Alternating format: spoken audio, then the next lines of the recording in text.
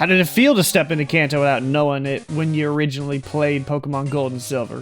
For me, I didn't know much since it was my first game. I didn't have that much recollection of Kanto, but it felt monumental enough that it at least left some sort of impact. Little did we know it led to something bigger. But hey, hold up, we're not there yet. Instead, the Pokemon League nears, and I wanted to talk about the characters more. It ends up being more the same from Kanto, which is hilarious because we're now in Kanto. The characters themselves don't stick out except for Silver and maybe Lance. Silver is something we've never seen from a Pokemon character at this point. Character growth. You can even see it when he approaches in Victory Road. He started by kicking our butt at the start, but after Lance beats him down verbally and in battle, his mental dilemma makes him start to understand things more and more. More on Silver later. Lance only seems like a more powerful guide, and unlike Kanto, there's no named Rocket character to stand out.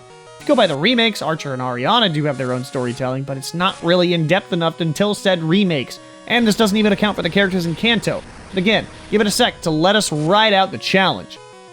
Victory Road is just a shell of itself. No puzzles whatsoever. I blame the lack of space on the cartridge.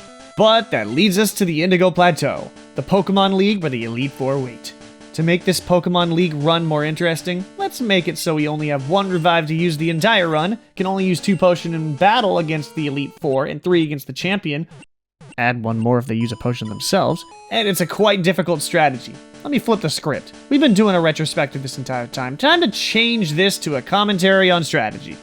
My levels are hovering around the low 40s. It should be easier since my levels are closer to the champions levels than they were in Generation 1, but as we will learn, strategy is needed for these restrictions. Will is not an issue. Even though his psychic types are devious, you need to play around his secondary typings more than just the psychic types. This is less the case for Koga, but that's because the poison type is still shit. Ain't gonna be a threat for many more generations from now. You think this Elite Four ain't shit, right? Well, Bruno, what you got for me? About as much as the same. Except for the fact that he keeps spamming Detect on Totem's second turn to fly. You're delaying the f***ing inevitable, my friend. My lowest Pokemon is putting on a clinic here. Totem barely survives against Hitmonchan, which leaves his ace Machamp. Normally, Machamp wouldn't be that huge an issue versus Totem, but even back in this generation, coverage was a thing. And at this point, I have to remember Karen's Dark types and Lance's Dragons. I'm gonna have to cut my losses and make sacrifices, so I'll give it my all and find a way around this thing. Totem can't do the trick, and I could have sworn Beacon's defense would hold up, but I was wrong, which leaves me with 4 against Karen. This is when the problems start to compound. Normally, Muscle wouldn't have that big an issue against an Umbreon, but Confuse Ray and Sand Attack is such an underhanded tactic. You think a fighting type would be great, but Karen only has 3 dark types. Sin ends up being the clutch Pokemon, and against an actual dark type, or Houndoom, Muscle gets burnt to a crisp. Surprising, because that fire is weak compared to yours truly. This is a perfect example of the strategy of sacrifice. Losing Beacon against Bruno proved to be the point of no return. Losing Royce after he gets a Sand Attack off is a last-ditch effort, which ends us in victory. But with only Sin, Iota, and reviving Royce, Lance ends up wiping the floor with us. Him and his illegal Dragonites are too much to handle. Really, how the f*** do you evolve your Dragonair so early? What type of drugs are you giving him?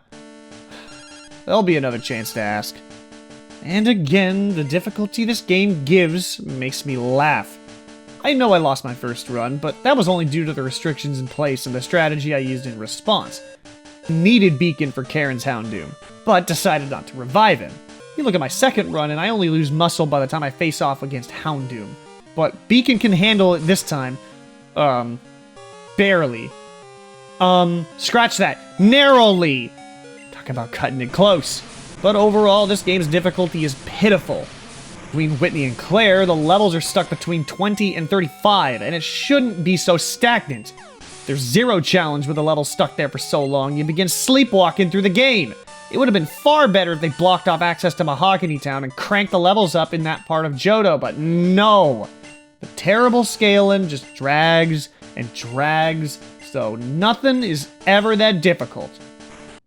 And as much as I made the Elite Four seem difficult, if I played it normally with reckless abandon and spamming items, I would rip right through the Pokemon League. Really, I have a full team of 6 going up against Lance this time, after using my 1 revive on Muscle before the battle, and with that much artillery, I'm able to survive Lance while his entire team knows Hyper Beam. It's the goofiest idea ever. I need a strong attack.